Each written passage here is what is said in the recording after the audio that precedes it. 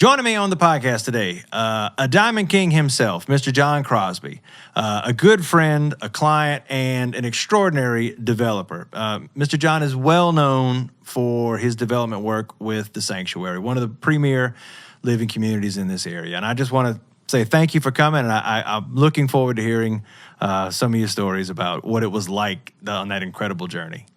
Well, thanks for having me, Aaron. I'm looking forward to talking to you. It's the Diamond King. It's the Diamond King Podcast. It's the Diamond King Podcast. You're a Navy man, right? Yes. So when did you decide to do the Navy? And what was your motivation? Did you have aspirations? You just want to get the hell out of town, or? Look, motivation was a low draft number in the middle of the Vietnam War. That's strong motivation. Strong motivation. And I started college in 1970. I'm maybe a little older than you think, but anyway, draft number was low. They had the college deferments then, so that was okay. You were okay through college.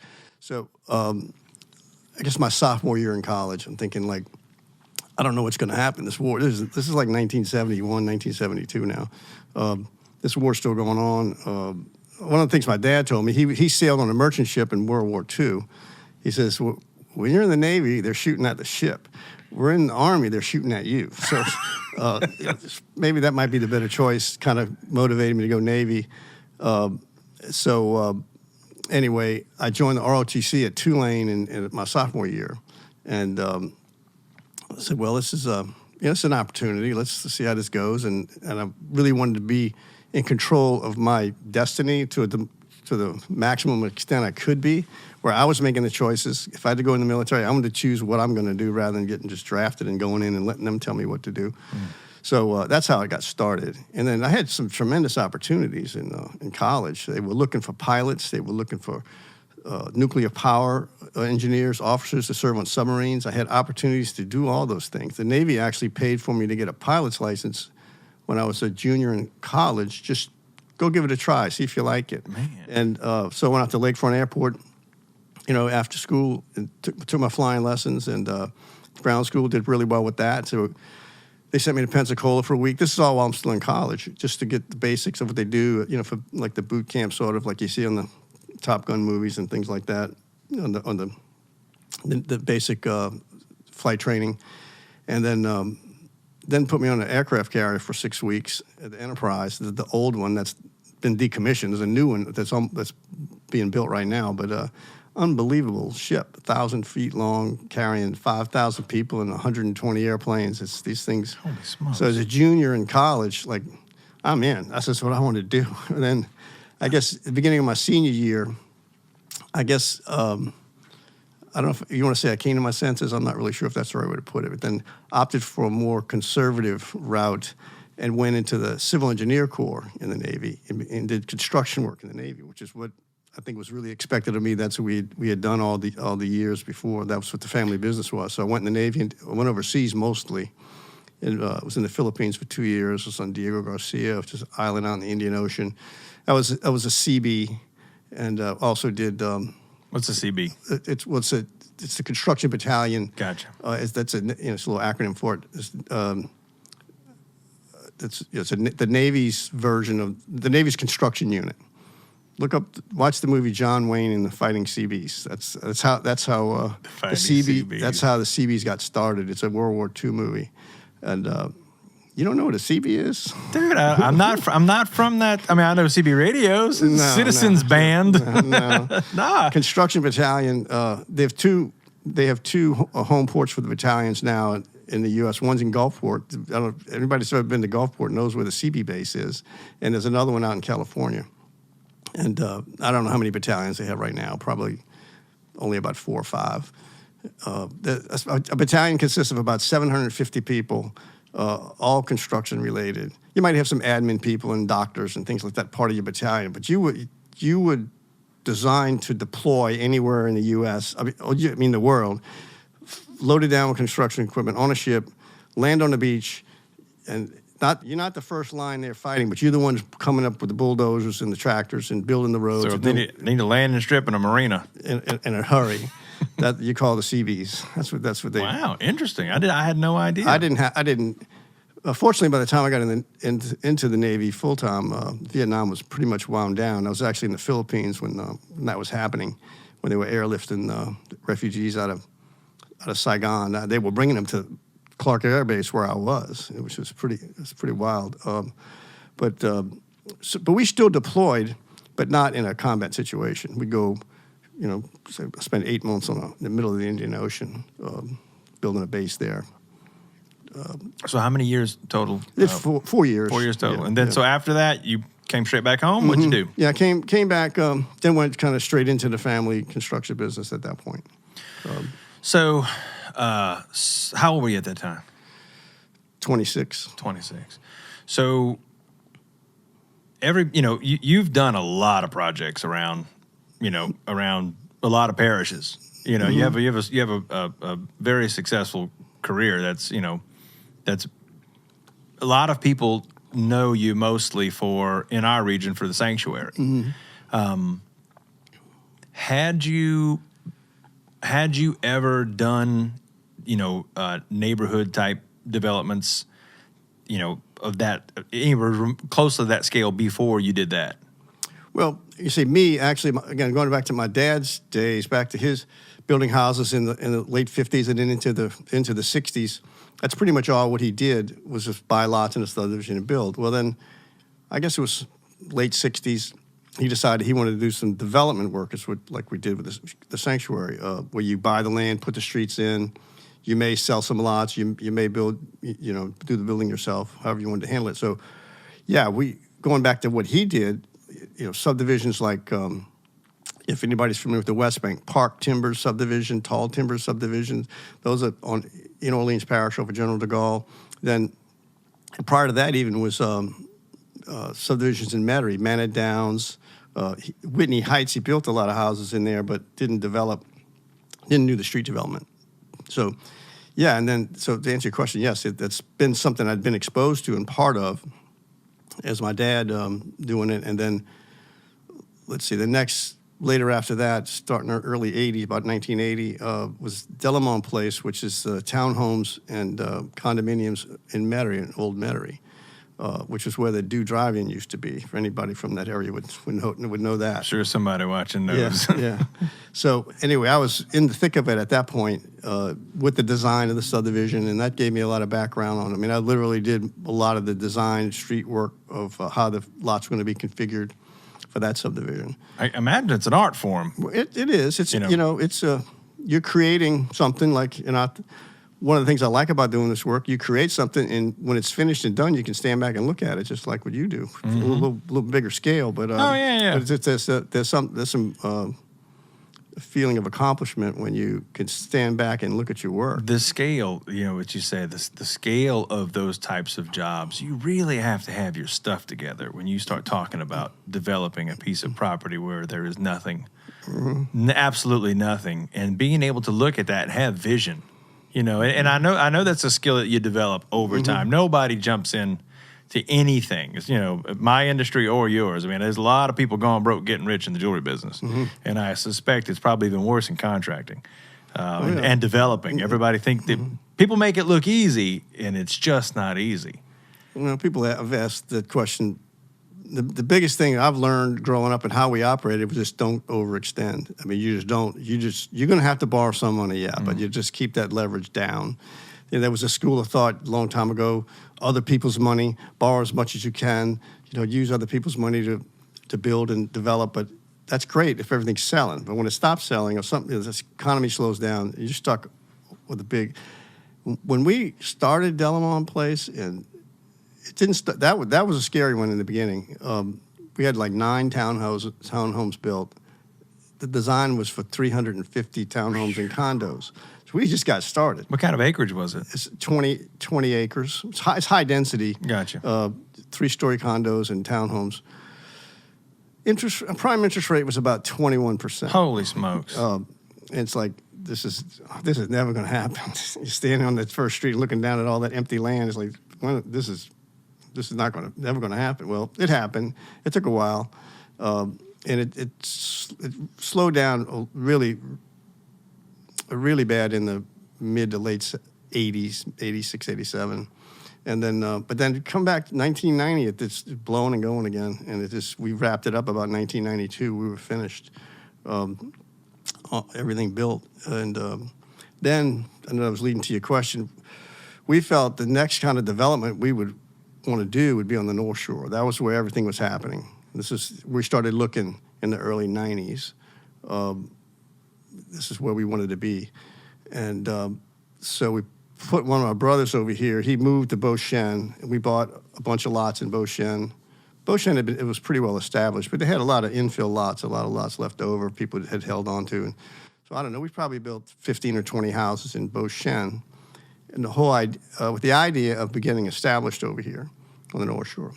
And still not exactly sure what we were doing, but I mean, I looked at like Beatico Creek with John Poole before anything ever got built there. I mean, that's how far back we went. And I said, no, this is too far out for us right now, you know. It turned out to be successful after a few hiccups, but places like that, we looked up and down, like along the Tchefuncte River, some of those spots along there. I don't know, before anything got developed, what some of those old boatyards used to be, but not exactly what we wanted to do. We looked at Gust Island again, thought it was too far out. And then anyway, spent a lot of time doing that, and you think, you know, you don't want to just jump on the first opportunity. But anyway, the sanctuary opportunity came along. It was a piece of property. The bulk of that development is about, I'd say about a 700-acre piece that had virtually no access to it. The only legal access to that property, it had been this family for 100 years, was through Old Lewisburg. If you know any of the history around there, they used to go down the end of Copel Street. There was an old bridge that crossed Bayou Chinchuba and cut through this sanctuary property, and then kind of went parallel down, which you know was Highway 22. That was the road from Mandeville to Madisonville. It went through Lewisburg, through that property, and then just said paralleled where 22 is. You could still see where it was. The way it was built, it was elevated a little bit with the grading, and there's some ditches. We found some little cars back there and stuff, you know. And it ran through that property? Yeah, right through the property. And so, but anyway, that was the legal, quote, legal access, not a suitable access for development, though. And the people in Lewisburg were worried that we were going to try to use that to do the development. No. Even if you wanted to let us do it, we're not going to do it. We're not going to develop this property because that is just not the kind of access you need for something like that. So in the meantime, we'd been looking around what you now know as Woodstone. That property had not been developed yet. We looked at that. They wanted a lot of money for that. It could have worked. And then we found right where you know where our offices are and the first little neck of the sanctuary. That piece was a subdivision that was already approved. It wasn't actually in the city limits of Mandeville at the time. It was approved by St. Tammany Parish. And we looked like that looks like the access we want right there. It puts aside on West Causeway, which was real nice for an approach for the subdivision. So we made a deal with that developer. We basically bought the whole subdivision before anything got done, before the streets, anything, but paid him his price, and that's what made it work. It was the access to the property. We wound up acquiring a few other pieces too. We did buy a piece which would have been the extension of Woodstone. That all that property was owned by the Archdiocese of New Orleans, and but I think after Mark Smith died, who was the developer of the Woodstone, they lost interest and didn't want to do. So we want to buy in that. So there was another 60 acres we added to the subdivision. But it was an assemblage of a number of different pieces. But again, the key piece we felt was that access to West Causeway. And part of the residential subdivision there was two commercial pieces up in the front, which was not part of the. What's that going to be? Could we put a gas station there? We don't want that, so we bought that too, so we could control the whole frontage, and that's where we did offices instead. Did you always have a grand vision for it? Were you like, man, we're really gonna this is gonna be a nice one? Did you always think of it that way? Or Well, the first thing we thought about, we wanted larger lots. We felt like nobody's coming over here to live in a subdivision like Metairie. They want trees, they want green space. So that was number one. We designed the subdivision so it had large setbacks. On the acre lots, they're 40 feet. So you have two houses, 40 feet of setback, so you got 80 feet between the houses. And so you get somebody from Metairie that comes over looking at the subdivision. Well, how much you want for that lot? That's not a lot. That's the green space between the houses. So that was the concept that we really felt that was going to work over here, in which it has. And we knew it was going to be a long haul. We knew that, And, again, without put in sections of streets as you sell. Initially, we didn't sell lots at all. We sold lots to builders that had to build. They had to commit to building. We didn't want an empty subdivision. I think we could have probably sold it out a lot quicker.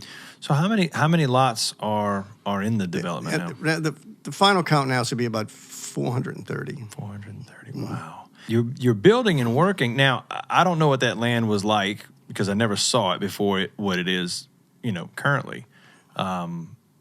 But when you went through that land, did it have the sensation of being, swampy land, or did you just get to that when you got close enough? Because I'm familiar with how the land drops off into that lake swamp. When you get to that lake swamp, you're there. There's no more going. Right. No, it wasn't like that. It was hardwood trees. It was dry land.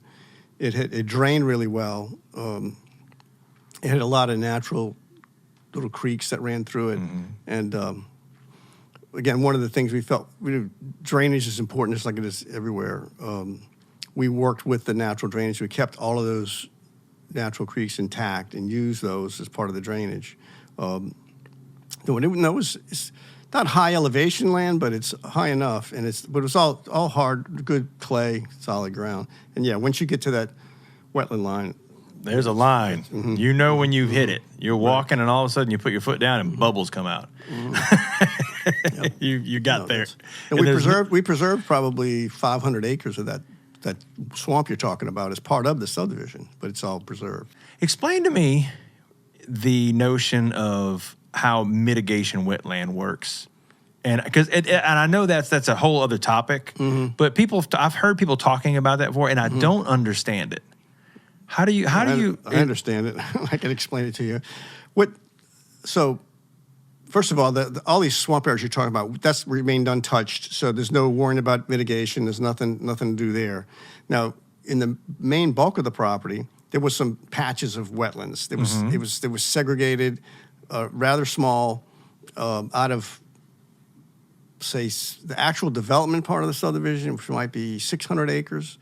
I'd say we might have had to mitigate maybe 50 acres. So there'd be like a little low patch, right? Gotcha. Right.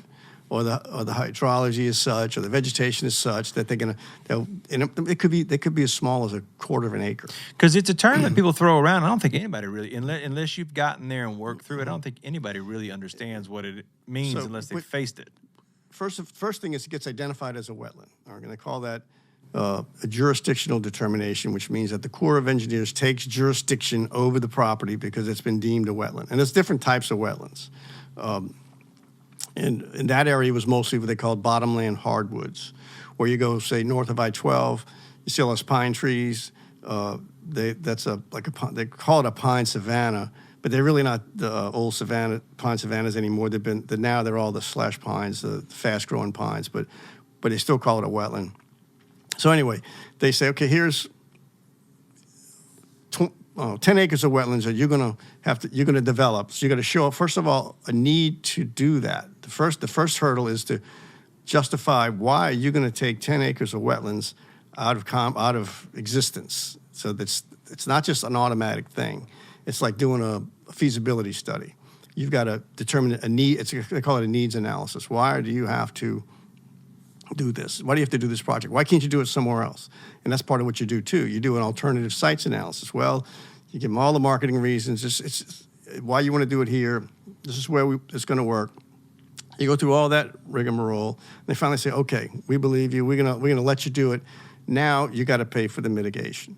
So typically the way that's done, there are what's called mitigation banks, and these are areas that were not previously wetlands. They may have been this land that kind of left unkept, unmanaged, and not particularly desirable, not particularly commercially viable, just from the price of the land. So you buy yourself 1,000 acres of this land, and then you develop it into a wetland. And you buy this from whoever owns Well, it. yeah, just any owner in this. It's called a mitigation bank, and so now I've got these 1,000 acres of wetlands, and I can sell you a credit. So for every acre you're going to take out of commerce in your development, I'm going to sell you an acre, or it might take, depending on they do an analysis of the quality of the wetlands too. Well, let's say the wetlands being developed, this is super high quality, but this mitigation bank, theirs not so good. So we're going to make you buy 2 for 1. They go through a formula like that. Now, Who's assessing this? This the Corps of Engineers. Corps of Engineers. It's all done through the Corps of Engineers. The Corps of Engineers approves the mitigation banks. They approve what you decide to use for mitigation. And it's got to be in kind. It's got to be the same type of. So if you were doing a brackish marsh, say, you'd have to go find a bank or somewhere that's doing that kind of mitigation. Complicates it a little bit more. That's hoping that's making sense. No, it does, because I mean, there's elements of this that have been, when I hear people talking, they say, "Oh, we had to do mitigation," and for wetlands, and then that's, I'm not in the business of developing, so I don't really have need to know beyond that. But I think a lot of people have heard this term, and they're like, "What does it mean, and how does it work?" And so I find it absolutely fascinating. To know how that plays out, that there's a system, and that's how that system The mitigation works. is actually the last part of the whole process.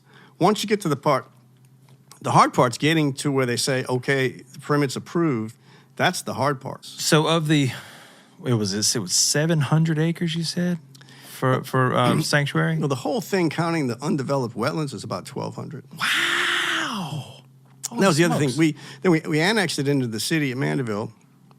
The main reason we did that, because they had the best utilities around available. So that was our motivation for doing that.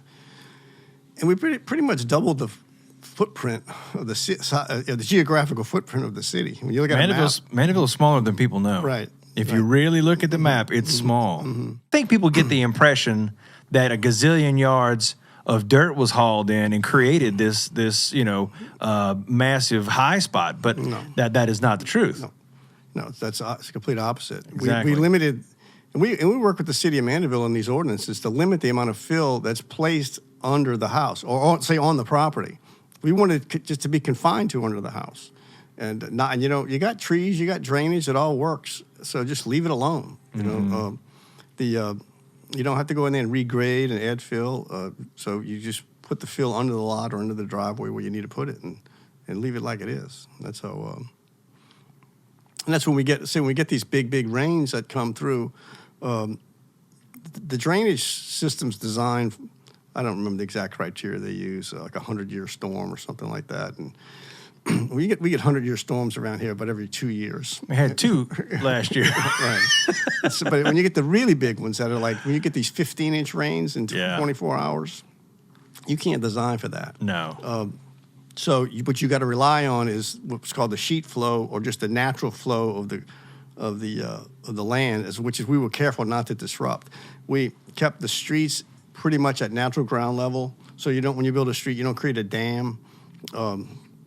Like what I-12 did and affected a lot of businesses, north of I-12 and some of those rains a few years ago.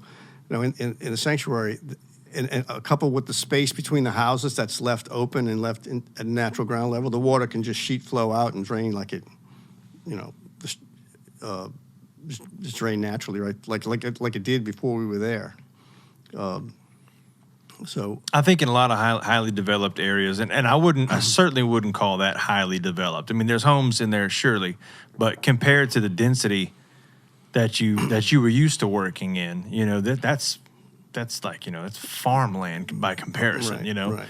I know they have a lot of issues in areas where there's a tremendous amount of concrete gets laid down. There's just not enough drainage. They're having problems with that in Dallas, terribly. Just these big floods come through and it's just nowhere for the water to go. But I think that's a common misconception is that those neighborhoods or Sanctuary in particular was some man-made island in the swamp, and it's just not true. So I think the idea that you went in there and just slashed and burned the wetlands. I can't tell you how many hours. That's the kind of stuff people think, though. I mean, it really. And I know. People aren't trying to bust you. People aren't trying to beat you up for it, but that's the misconception because people who weren't there, they don't know. I went through there mostly on foot, sometimes on a four-wheeler, and just looked at every natural feature of the land that was there. And I would document where it was, and then I would go back and have the surveyors really fine-tune it. It could be big oak trees or the creeks I was talking about. So how long did you do that for? I probably spent a year doing that. A year, just walking around and familiarizing yourself with the terrain. At the same time, we're doing the wetland studies and all too. That's all part of the same thing. That was one of the reasons we did that. So when you identify a wetland area, you could pinpoint where it was based off this grid, and then you'd actually go back and survey it. But nowadays they don't even do that. They just you could almost do it with your phone with the GPS nowadays. They can just walk around. You know exactly where you are. But it took a long time to do that. You've witnessed in your professional career, in your life, but an extraordinary change in technology. I mean, gosh, think of it. Think of communication, what it was like when you were in your 20s compared to what it is today. I mean, it's just, we've gone light years. I think it's something that a lot of people take for granted or don't fully appreciate the amount of technological gains. It's people talk about it in passing, but I mean, it's people who have in your professional, while you have been a working man, you have witnessed. I mean, do you remember the first brick phone you had? Yeah, it was about 1987. Holy smokes! And then prior to that, like when I was overseas in the Philippines, there was no cell phone. There was no phones. Period. I mean, houses didn't have phones over there. They went straight from no phones to cell phones. Yeah, I think so. I can't even imagine being a person who is developing large pieces of property. The level of the number of checks and balances that are in place in the size, in a project. Well, I got to say, I feel like our standards were higher than any city ordinances, anything we had to do, which we were proud of. And we got a lot of recognition for that over the years. We worked closely with the Tulane Environmental Engineering Department. They wanted to study sediment control. So we set up projects for them and built. We were using our drainage ways as kinds of this little test area, and they would use different techniques to control sediment, particularly during construction. So we did things like that. But we also felt like we held ourselves to a higher standard to what the city would allow, like the setbacks, for example. I think the city setbacks were, at that time, might have been 10 feet or less, even 5 feet on one side, 10 feet on the other side. We made them 30 feet and 40 feet. That's our own self-imposed restrictions to make it more environmentally sensitive. As a matter of fact, a lot of things we did are now part of, you know what the chloro is? Oh, the chloro. You know what the chloro is? My dad used to call it the Quran. It's kind of sort of like, I think it's written by the same people. So a lot of, I could find sections in there that I wrote that Really? are they adopted from our standards. One for example was the commercial offices we have in the front, and we started building those. They had some rule in there. If you had a commercial building, they would only let you have 8 limestone parking spaces. They wanted the rest of it concrete. Okay, well I don't. 8 was just some arbitrary number. You could have had 1,000 square feet. You could have had 100,000 square feet, but you could still only have 8 limestone. You still had to meet the parking requirements. The rest of them with concrete. Well, and we got all these nice trees all around here that are going to be left just like they are. But if we concrete around all these trees, we're going to kill them. How about you let us just do the main driveway as concrete, and we'll do all limestone parking. We had to get a variance to do that. Now it's in the chloro. It's like they want you to do that. It's a better deal for the environment. Right. They don't know though. They're not developers. The people who I think are a lot of times holding the reins, You know, they're not the ones raising the horses. Right. You know what I mean? They don't have the leg time. You know, they don't have the experience. It's not taking anything away from them if they wanted to be contractors just and the book. developers. It's their book. It's got to be in that book, and you got to follow what the book says. But you can kind of step outside the book every now and then and look at, like, this is not the right way. This is not the best way to do this. And I think that's one of the reasons why we've been successful and people appreciate the things we have done. And again, environmentally, is that we're going to challenge this if we don't think it's the right thing to do, and raise the standards, raise the bar. And that's how we've operated. That's impressive that before it was cool, before it was in, you were doing it. I don't know if you were trying to save the planet or what, but I think the idea that you said, you know what, my name's on this, and this is gonna go down as my thing. I want it to be nice. We work in an environmentally sensitive area. Not like Metairie, there's nothing environmentally sensitive in Metairie that I've seen lately. Everything's just pretty much concreted over. And we knew that's not what we wanted here, and so that's why we did it that way. We wanted to preserve the way it looked, and we realized you preserve the environment, and that's the reason we use grass swales instead of doing concrete pipe drainage. The grass swales absorb the oil off the cars and the sediment, and the pipe. And when you have that in the pipe, it just blows it right out into the lake. It gives it a chance to break down. Mm-hmm. It's actually literally absorbed into the ground instead of just being flushed out into the lake. I heard from your wife, speaking of the lake, she told me that you jumped off the causeway and saved someone's life. Tell me the story. Okay. The story started after a car race weekend, actually. It was in 2010 was the year. A friend of mine had come in for the race from South Carolina, and he stayed at my house on the North Shore. Excuse me. I was bringing him to the airport Monday morning. He's flying back home. And mid-April morning, wasn't too cool, wasn't too hot. And so drop him off, heading back north. There's not much traffic going north at 9 o'clock on a Monday morning at that time. All the traffic's coming south. And so anyway, I come up on this car about halfway across the bridge. It's literally stopped in the left lane. Like, that's an odd place to stop a car. Like in distress, you usually may go to the right. Anyway, as I'm slowing down, the passenger door opens. The guy gets out of the car, runs across in front of me. If I hadn't slowed down, I probably would have hit him, and just without hesitation goes right over the railing. It's like I've had other kind of experiences, like not quite that dramatic, but your eyes don't believe, your brain doesn't believe what your eyes are seeing. So he took off running and just cleared the rail. It's just, like high hurdled it, right? And like I'm not even believing what I'm seeing here. It's like, what the hell just happened? Like, it takes a little minute to comprehend this, and so you sit down and catch your breath. I got my little dog in the car. I pull over in front of the other car. In the meantime, there's some woman gets out and she's screaming hysterically. She was actually driving, and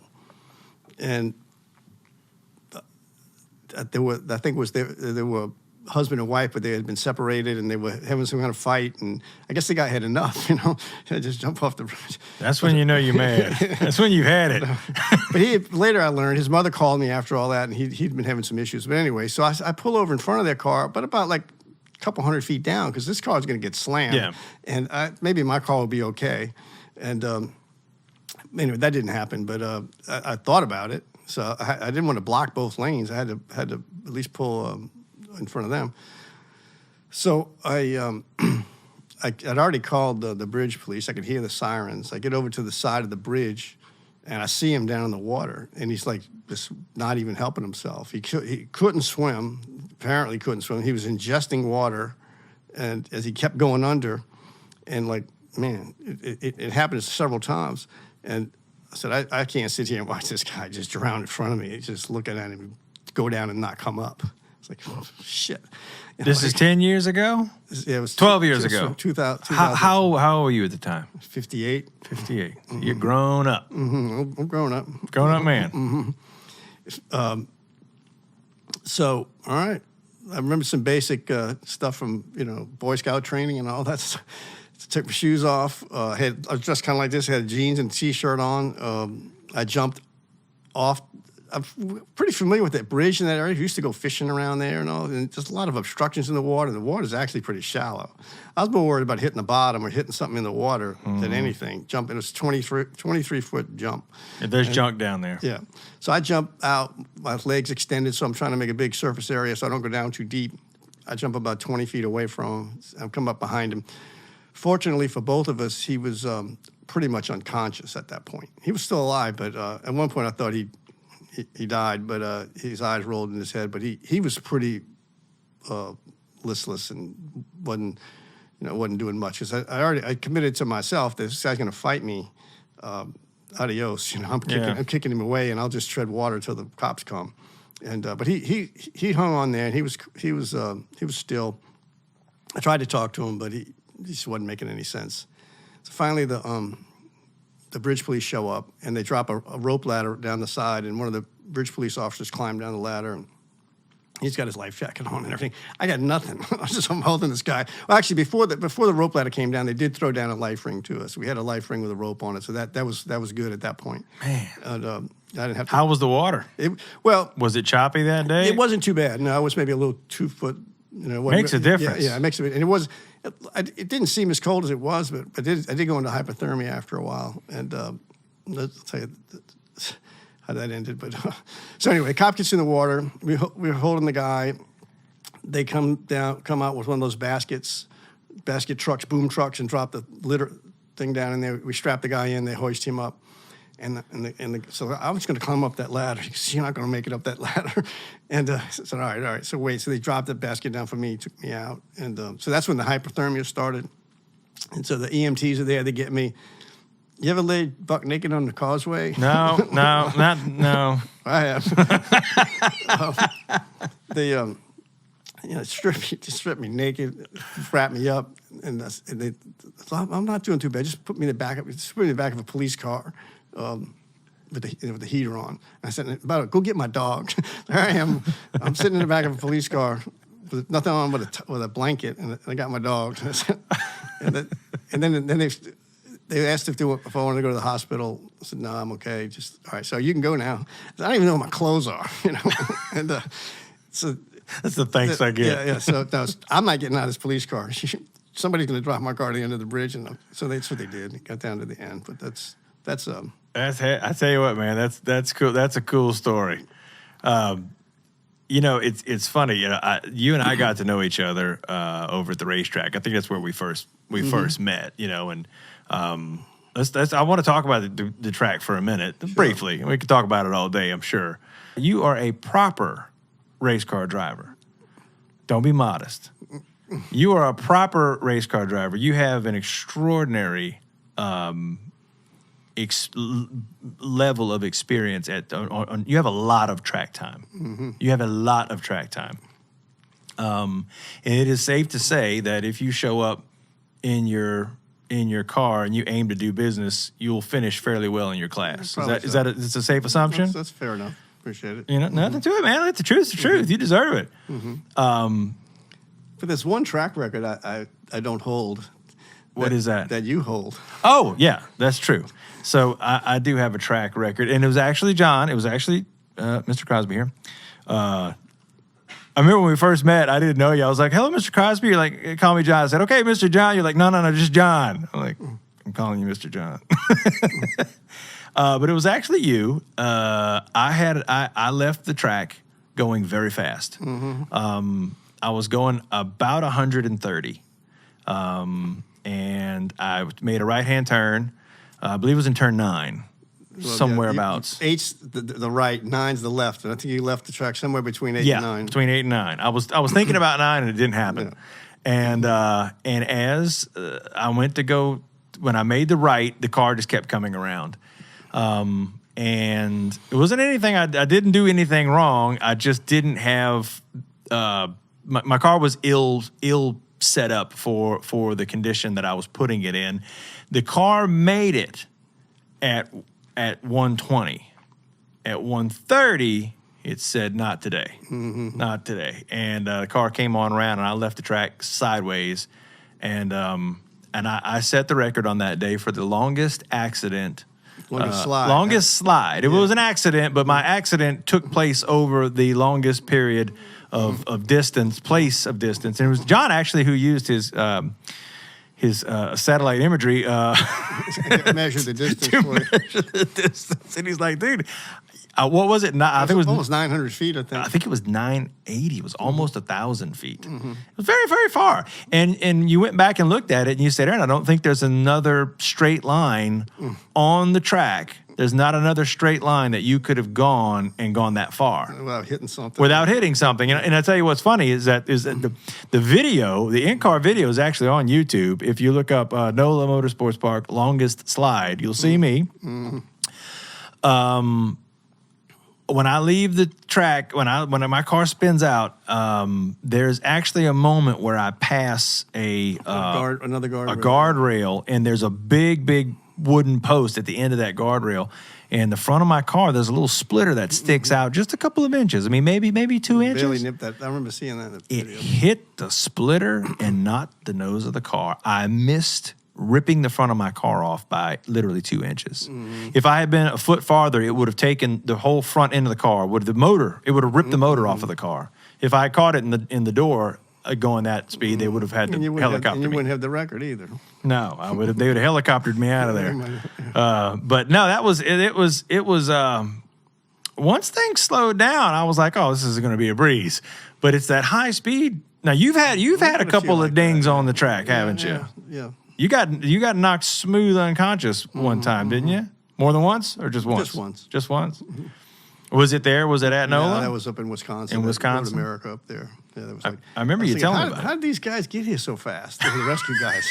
It's like, well, you've been sleeping for about 3 or 4 minutes. Really? Do you remember things going wrong, or you were just I like? remember that. Yeah, I remember things going wrong with precipitated the incident. But then once the initial impact occurred, then that's a little blank spot there for a while. How'd you guys get here? Yeah, Just how like did they get here that. so fast. Well, I'll tell you what, it's a hell of a thing for people who don't like golf. I always say, racing is a lot like golf. It is. You have to assess every turn, just like you assess a hole.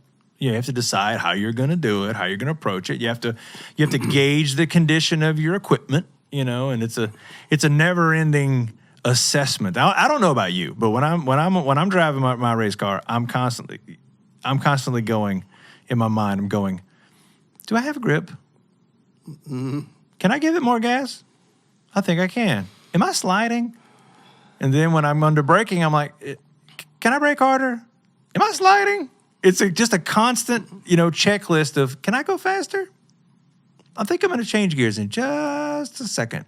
And so I have to go through that very, very, very simple mental checklist because I don't know about you, and you've been doing this a lot longer than me, but if I even start to think, wow, I'm having a good lap, it goes to hell. Oh, boy, man, I'm really kicking ass today. The last thing you need to believe at any point in time in a race car is that you're doing a good job. Right. That's been my experience. I don't know. And if you get too comfortable, you're not going fast enough. That's right. That's right. But if your golf analogy, I've used that before, not in exact same terms you have, but I compare it to, let's say, a guy that plays golf at a regular club. I used to play a lot of golf too, grew up playing golf. So you got 18 holes. You got 16, 17 turns typically on the track. So each hole's a turn. And if you play a golf course long enough at the same course, and say you're an average golfer, a decent 10 handicap maybe, you've probably birdied every hole in that course at one point over a 5 or 10 year period.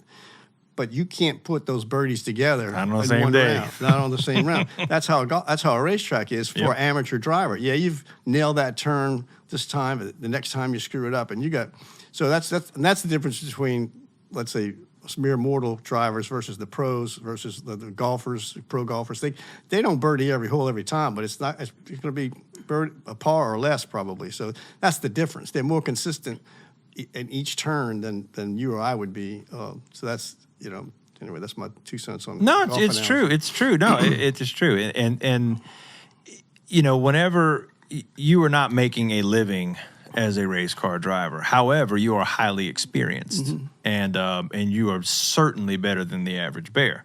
I think anybody who does anything on a competitive level, you can beat your friends, but when you show up against the guys who would rather die than get beaten, they're hard to beat. Yeah.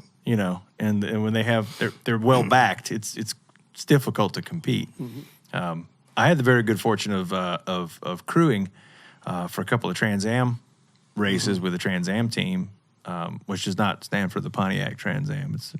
They're coming back, by the way. They're going to be at NOLA. I think it's in February with the SVRA group. Let me tell you what. Anybody who's watching this, go see that.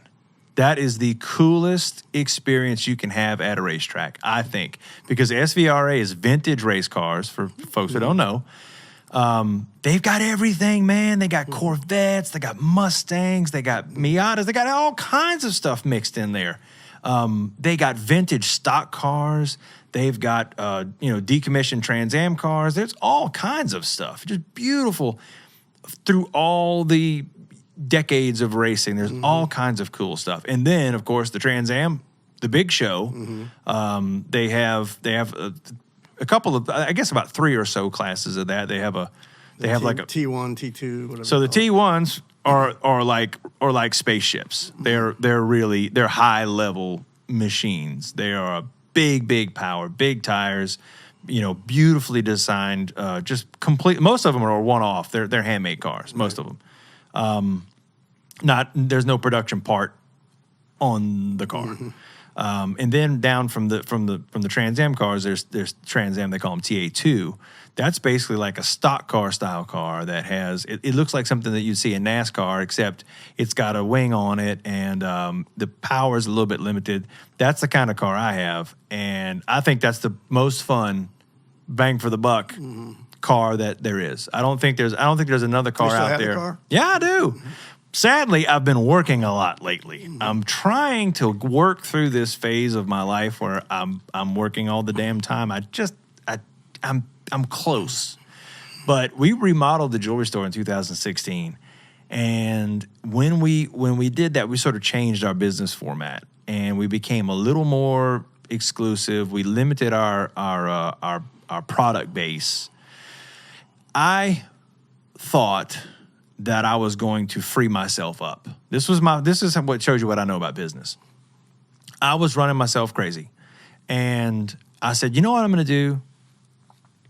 20% of my clients are bringing in 80% of the money. So I'm going to kind of cut the fat. I'm going to get rid of all the tchotchkes. I'm going to get rid of the, just anything that anybody can buy on Amazon, I'm not going to sell. Anything that you can buy at Walmart, I'm not going to sell tchotchkes. So I got rid of everything that just wasn't fine jewelry. And I said, well, you know what? I'll have a little bit less money.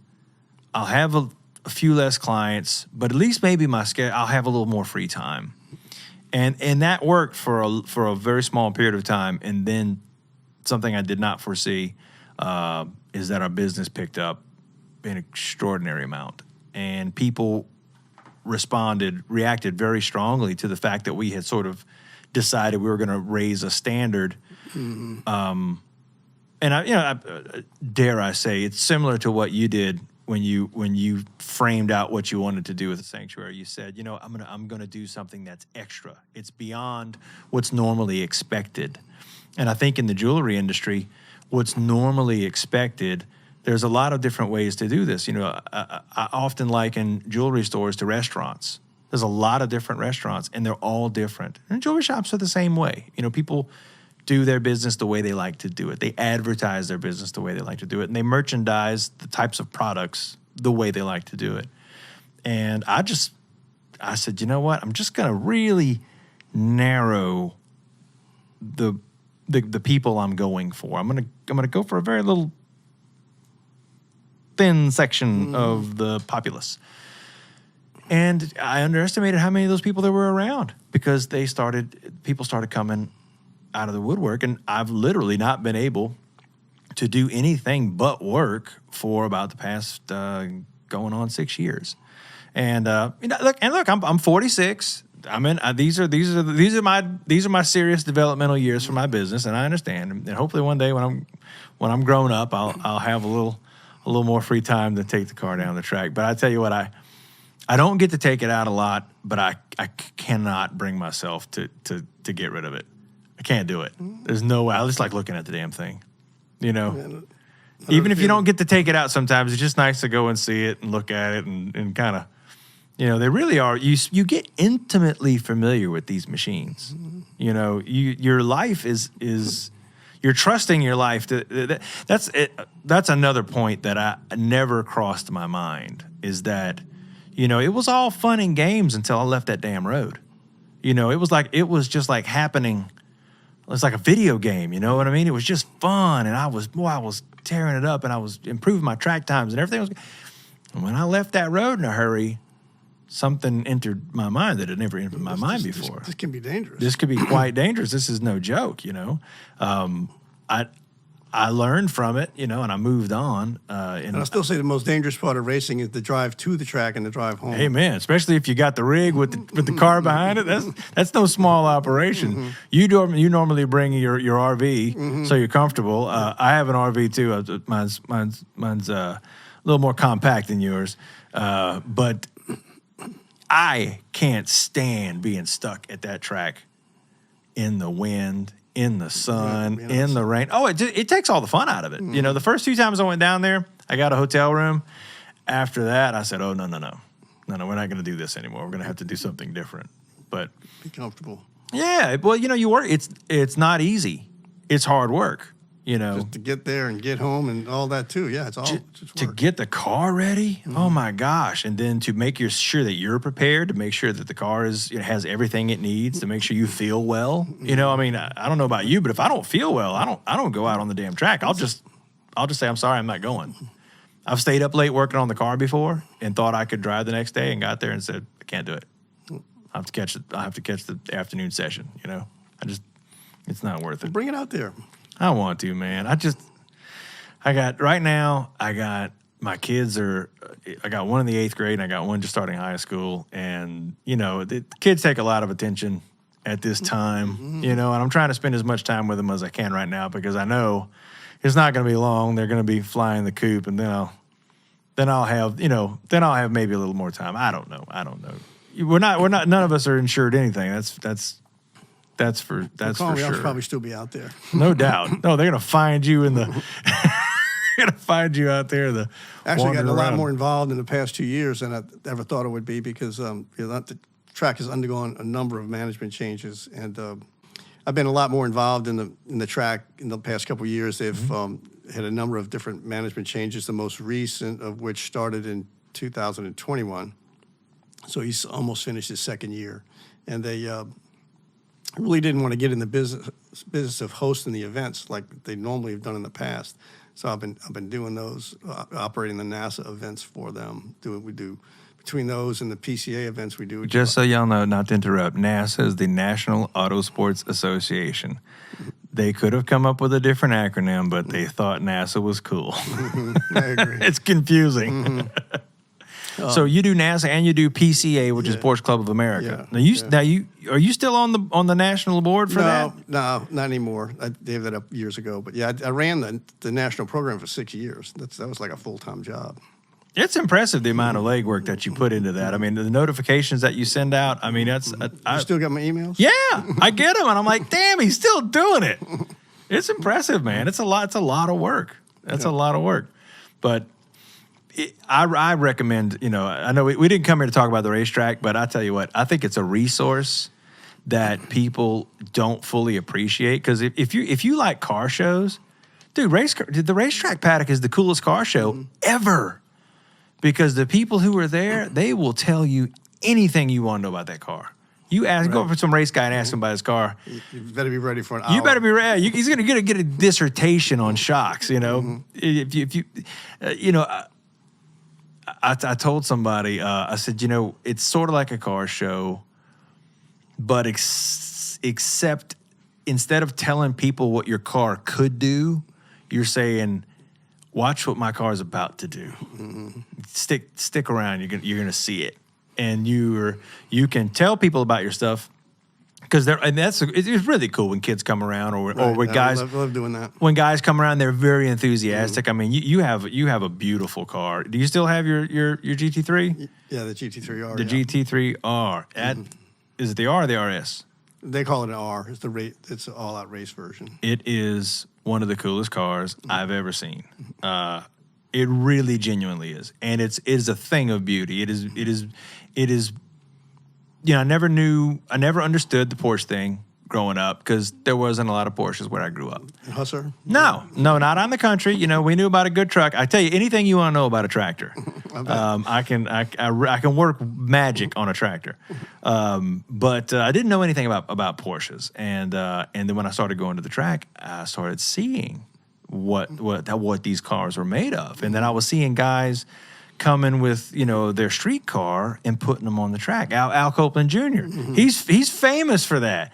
Dude shows up in his street car and puts it on the track. Does you know, there are other guys? I don't want to be name dropping, but I know Al appreciates a good reference. Yeah, he was bringing he had a street Porsche and a Viper too. And his Viper, he would drive it to the track and track it and drive it home. There's still a lot of guys that do that with you know, wouldn't recommend that if you're racing, but when they do the driver education events, which is just lapping in practice, you know, there's still a lot of the Porsches seem to do pretty well. They do. They hold up. The Caymans have gotten really popular.